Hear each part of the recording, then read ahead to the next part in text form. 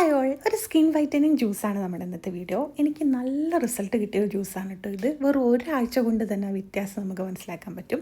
ഇപ്പോൾ ക്രീംസും ഗ്ലൂട്ടത്തൈനൊക്കെ യൂസ് ചെയ്യുന്നതിന് പകരം നാച്ചുറലായിട്ട് നമ്മുടെ സ്കിന്നിനെ വൈറ്റ് ആക്കാനും ഗ്ലോ ആക്കാനും ഒക്കെ ഈ ജ്യൂസ് ഹെൽപ്പ് ചെയ്യും. അപ്പോൾ നമുക്ക് എങ്ങനെ ഉണ്ടാക്കുന്നതെന്ന് നോക്കാം. ഇതിന് നമുക്ക് ആദ്യം വേണ്ടത് ഒരു ക്യാരറ്റാണ്. ഞാനിപ്പോൾ ഒരാൾക്ക് കുടിക്കാനുള്ള ജ്യൂസ് ആയതുകൊണ്ടാണ് ഒരു ക്യാരറ്റ് എടുത്തത്.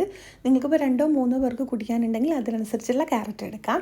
ഇതുപോലെ ക്യാരറ്റിനെ തോല് കളഞ്ഞിട്ട് റൗണ്ട് ഷേപ്പിലൊന്ന് കട്ട് ചെയ്തെടുക്കണം. ബ്യൂട്ടി മാത്രമല്ല, ഒരുപാട് ഹെൽത്ത് ബെനിഫിറ്റ്സ് ഉള്ള ഒരു വെജിറ്റബിളും കൂടിയാണ് ക്യാരറ്റ് കേട്ടോ.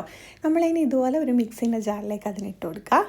എന്നിട്ട് ഇതിലേക്ക് ആഡ് ചെയ്ത് കൊടുക്കുന്നത് ഈത്തപ്പഴവും ബദാമാണ്. ഈത്തപ്പഴം എന്ന് പറയുന്നത് ഒരു 4 ഈത്തപ്പഴം ഞാൻ കുരു കളഞ്ഞെടുത്തിട്ടുണ്ട്.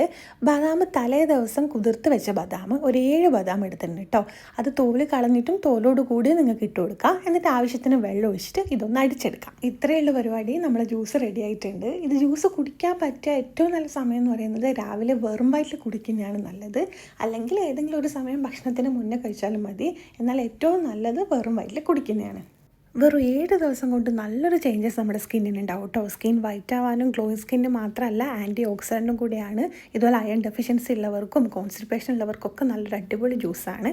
കൂടാതെ ക്യാൻസർ തടയാനും ഇത് ഹെൽപ്പ് ചെയ്യുന്നുണ്ട് കേട്ടോ. അപ്പോൾ നിങ്ങൾ എന്തായാലും ഒന്ന് ട്രൈ ചെയ്ത് നോക്കിയിട്ട് ഡിഫറൻസ് തന്നെ കമൻറ്റ് വഴി അറിയിക്കുക. അപ്പോൾ വീഡിയോ ഇത്രയേ ഉള്ളൂ. ഇഷ്ടപ്പെട്ടാൽ ലൈക്ക് ചെയ്യുക, ഷെയർ ചെയ്യുക, സബ്സ്ക്രൈബ് ചെയ്ത് സപ്പോർട്ട് ചെയ്യുക. Bye, thanks for watching.